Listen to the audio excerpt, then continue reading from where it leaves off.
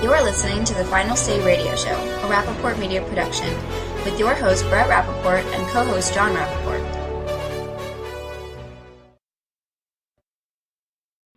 Welcome, Jim, our good friend and deputy editor of Rare.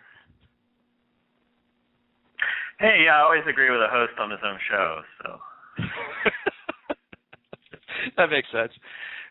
Jim, I'm fascinated with what's happening in Egypt because I feel it's like in such a short period of time they're getting a second chance to revisit what they failed at, not that long ago, and the military stepped in, and we may not agree with exactly how they're doing it, and of course some people are going to get hurt in this process, but at the end of the day, hopefully a legitimate government will be formed, one that will be a better ally to us and our other allies in the region, and something that will be better for the long-term future of Egypt. Yeah, we'll see about that. I think that the plan to rush ahead with some kind of election and do it that way is not going to work out for them. The Muslim Brotherhood and the Salafist parties and the people who are a problem are pretty popular in the hinterlands of Egypt. I mean, they're not as popular in the cities or amongst the intelligentsia or people like that, but when you can command the rural vote, which in Egypt is a much more important factor than, say, it is in this country, people like that and the religious fanatics and other folks, they'll come out and vote. I mean, they truck them in, they get people in the mosques and command them to vote in a certain way. And rushing ahead with an election is just going to result in a similar outcome, I think, assuming you even get a free election, which I doubt. So we'll have to wait and see. But if it were me, I wouldn't counsel them doing things in a hurry, but just sort of let the military take the reins for a little bit, let things calm down some, and then move forward. Well, I agree with that assessment, Jim, in not rushing into this. I was reading, and they're talking about having elections anywhere from about 6 months or a little bit further out. And you're right. If the military were able to set up, temporary government where they actually allowed some debate, obvious debate, but all the parties that would be, considered to come to the table and try to work out some of the existing issues, I think it would alleviate the concerns that we may have of the possibility of a civil war breaking out, because that's, of course, the greatest threat. We don't want to see what happened what transpired in Syria take place in Egypt. And so that's definitely the biggest concern. And I would agree with you to some extent that if they rush into this, there's a good chance we'll end up with another leader in charge that we're not going to be too thrilled with, which may ultimately be, what happens no matter what. But at least there's some sort of a chance right now, as opposed to what we saw with Morsi. Oh, sure, there's a chance no matter what. But, from America's point of view, just from U.S. national security interests, the previous regime under Mubarak wasn't that bad. From our point of view, they kept stability. When you talk about his predecessor, Anwar Sadat, who was assassinated by, Muslim Brotherhood types and people who later joined Al-Qaeda and helped found Al-Qaeda. So that puts Sadat on the good side of history, definitely, but he was a great leader. And then Hosni Mubarak, who, whether he was a good guy or a bad guy, he kept the peace over there, and he maintained stability, and he maintained an alliance with Israel and worked with the United States on defeating terror threats in that region. So when you look at the previous years of military rule, they were actually pretty useful from a national security standpoint for us. Furthermore, they were useful for the Egyptian people in the sense that the military regime didn't really care about imposing Islam on the Christians in Egypt or imposing hardcore Sharia law on anybody. They were pretty much content to have their own little autocracy, which was slightly pro-Western in its orientation and allowed Egyptians a certain degree of lifestyle freedom, if not full political freedom, and allowed Egyptians to kind of, gravitate, if they wanted to, towards the Western style of life. in my opinion, that's more important than saying, okay, you're going to have one person, one vote. You can vote in any idiot you want, and then once they take power, they're going to impose the kind of brutal Sharia-type law that the Muslim Brotherhood was attempting to impose. And if you're a woman or a member of a religious minority or a journalist with a dissenting point of view, then you're out of luck. So if that's what elections lead to, then maybe we should rethink pushing for elections in every single country that is undergoing change and look more at securing people's rights, which to me, and I think, dating back to our founders and the things that they were focused on, that's really the more important thing. I mean, maybe we should look at building a republic in Egypt rather than a democracy. Jim, I think you're absolutely spot on. This concept of PTV, one person, one vote, one time, is exactly what we've seen manifested in Egypt and elsewhere in the world. And you're right, it's about the exact same principles that helped to build this nation. It's not to say that Egypt and its people need to be constructed exactly like America.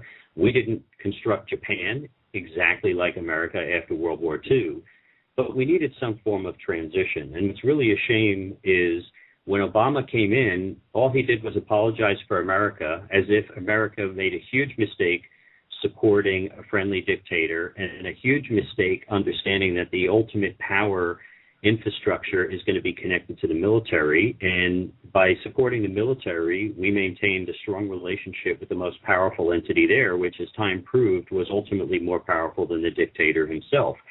And for Obama to come in and pick a loser in the Muslim Brotherhood, but not only a loser, but a group that, by their own definition, is a known enemy to the U.S., and was the only obvious organized group who would win, shows me that Obama is either a complete and total absolute moron, he has not the capacity to reason, or worse, he does not have America's best interest in heart, because anybody with half a brain would realize that there was no way to just overthrow that leader and let the radical Islamists take control of that country was naive. And it showed how quickly you went from seeing radicals showing up in the Sinai Peninsula, which is still a problem, and bringing the military back, I think, is the exact right thing. And instead of putting pressure on the military for immediate return to one person, one time, one vote, we need to have a slow transition to a sustainable republic that represents the uniqueness of that and the history of that country, but will allow them to live as members of a civilized world, which you cannot, under the Muslim Brotherhood, do. Yeah, that's true. With the Obama administration's response to the Muslim Brotherhood was to say that this was a legitimate version of the type of change that Al-Qaeda was seeking through illegitimate means, which I thought was a really strange thing to say. They said that what the elections in Egypt the last time proved was that there was a legitimate way to have Islamism rather, through nonviolent methods as opposed to the violent methods pursued by Al-Qaeda, and that this somehow delegitimized Al-Qaeda. And Al-Qaeda responded, Ayman Zawahiri, the leader of Al-Qaeda after bin Laden, responded by correcting the White House and saying, look, we don't care if Sharia happens through violence or through the ballot. It doesn't matter to us. You don't know what you're talking about.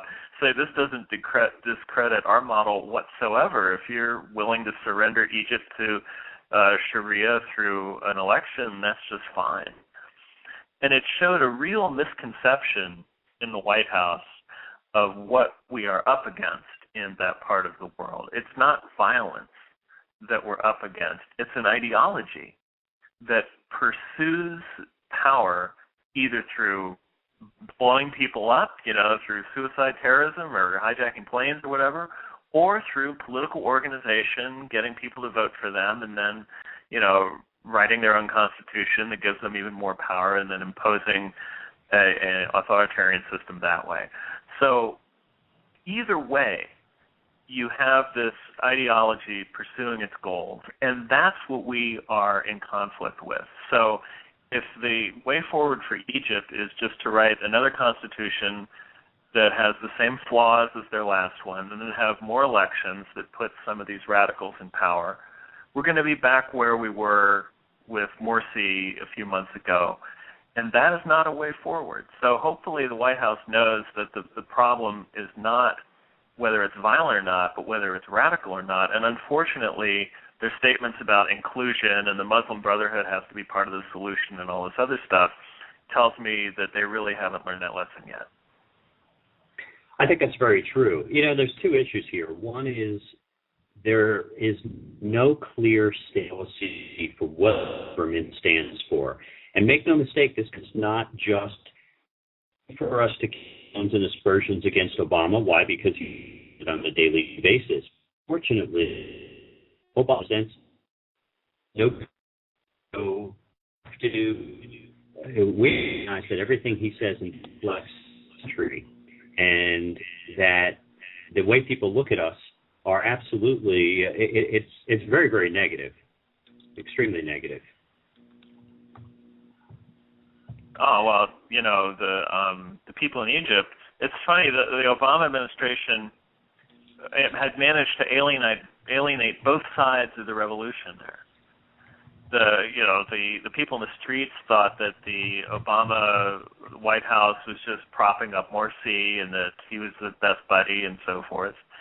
And so now the Islamists are mad that the White House didn't lift a finger to defend Morsi, which, as I pointed out in a recent thing I wrote, is at least Mr. Obama is consistent. He didn't help our ally Mubarak, and he didn't help his friend Morsi. He just doesn't seem to respond well to crises. So you have the Islamists mad that the White House didn't do anything. You have the revolutionaries were mad to begin with because they thought that the U.S. had forsaken their cause. So now we have no leverage whatsoever in Egypt except with the military, to whom we give lots of military aid. And, in the White House worldview, they're the bad guys. So the only people who might possibly like us and work with us are the people that our current administration thinks are the bad guys. So go figure. Is that a successful foreign policy? I don't think so. Well, let's be clear.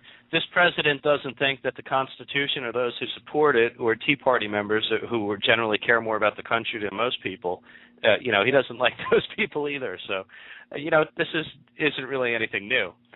I think it's going to be very interesting, Jim, how this plays out, and I seriously hope and pray that it doesn't become another Syria or develop into a place of greater violence, because it's bad enough that we have what's going on in Syria and some of the surrounding areas. We certainly don't need to see Egypt with its large population fall into that same scenario. And of course, we'll tune in. It's interesting, Jim, by the way. We haven't heard anything on Iran for some time now. It's almost like, we forgot Iran's working on nuclear bombs.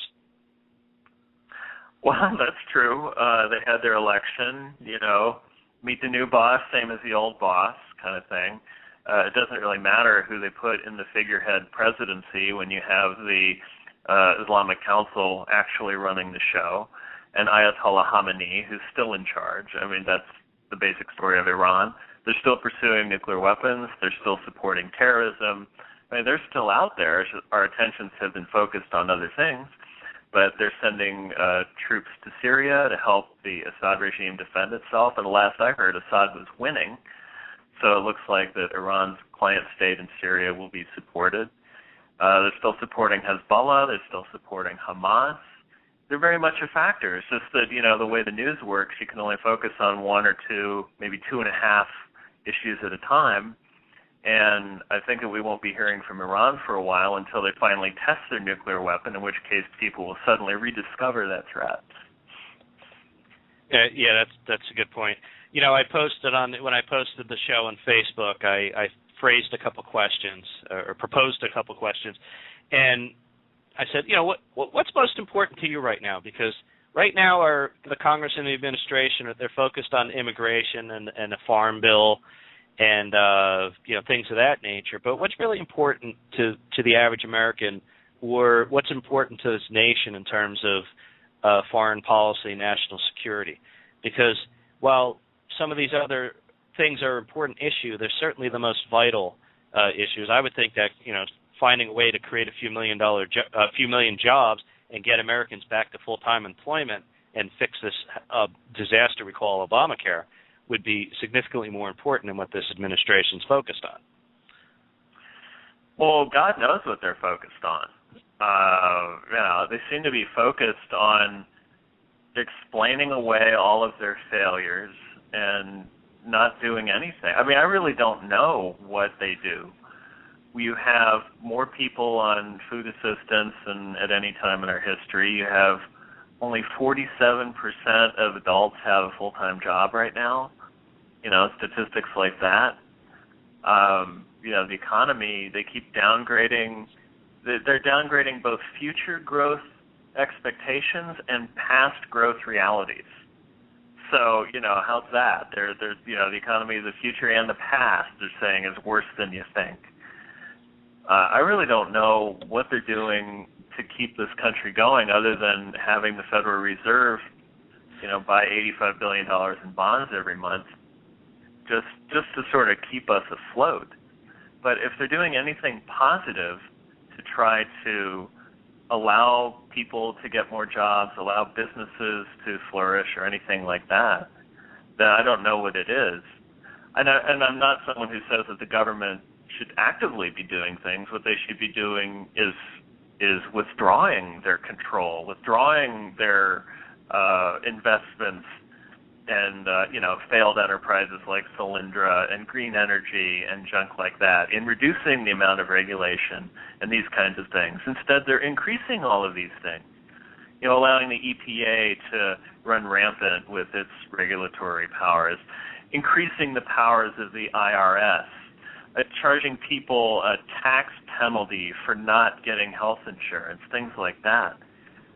I really don't know why they think that any of this is going to lead to prosperity for our country, but maybe I'm just not smart enough. Yeah. By the way, Jim, do you think that in some of these dictatorships they force you to buy health care or they fine you? I wonder if that's part of their law there too.